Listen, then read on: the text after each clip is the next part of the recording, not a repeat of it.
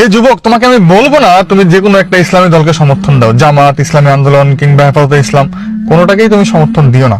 কিন্তু তুমি মুসলমান, তুমি মারা যাওয়ার পরে তুমি আল্লাহর সামনে আল্লাহকে এই প্রমাণটা দিতে হবে তুমি যে দলটাকে সমর্থন দিয়েছিলা সেই দলটা ইসলামী দলগুলা থেকে ভালো ছিল। এই প্রমাণ তোমাকে দিতে হবে, প্রমাণ দিয়েই তুমি আখিরাত পার হইতে হবে। এটাই চরম বাস্তবতা।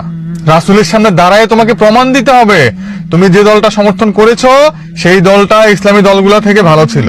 তুমি যে দলের ইশারায় টেন্ডারবাজি করছো, চাঁদাবাজি করছো, অন্যের জমি দখল করছো, অন্যের মেয়েকে ধর্ষণ করছো, সেই দলের সঙ্গে তোমার হাসর হবে। এই হিসাবটা করেই তুমি সমর্থন দিবা, যাকে সমর্থন দাও। তোমাকে আল্লাহ যে উদ্দেশ্যে দুনিয়াতে পাঠিয়েছেন তুমি সেই উদ্দেশ্য অনুযায়ী চলছো কিনা বিবেককে একবারই প্রশ্ন করবা।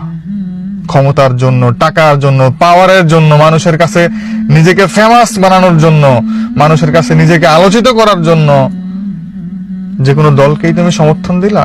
তুমি না মুসলিম? তোমার কি কোনো অস্তিত্ব নাই? তোমার জন্য একটা বেষ্টনী আছে না? তুমি কি ছাড়া গরু? না, তুমি মুসলমান, তোমার একটা অস্তিত্ব আছে, তোমার একটা লক্ষ্য আছে। দুনিয়া তোমার লক্ষ্য না, দুনিয়া অর্জন তোমার লক্ষ্য না, তোমার অর্জন আখেরাত। ওরা চাঁদা নেয় আবার বইলা যায়, কারো কাছে গেলাম বলবি না, আর মহিলা জিজ্ঞেস করলে বলে আমরা টাকা পয়সা দেই না। তো এই কারণে বিএনপি থেকে আমার মন উঠে গেছে, জামাতে ইসলাম রে ভোট দিব। সমাজে ইসলামকে বিজয় করার জন্য আন্দোলনে শরিক না থাকলে কি তাকে কি বলা যায়?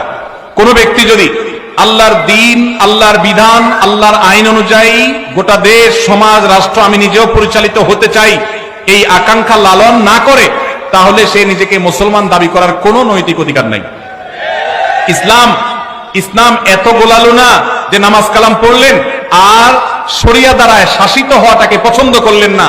এই অপছন্দ করাটা আপনাকে বেঈমান পর্যন্ত বানাতে পারে।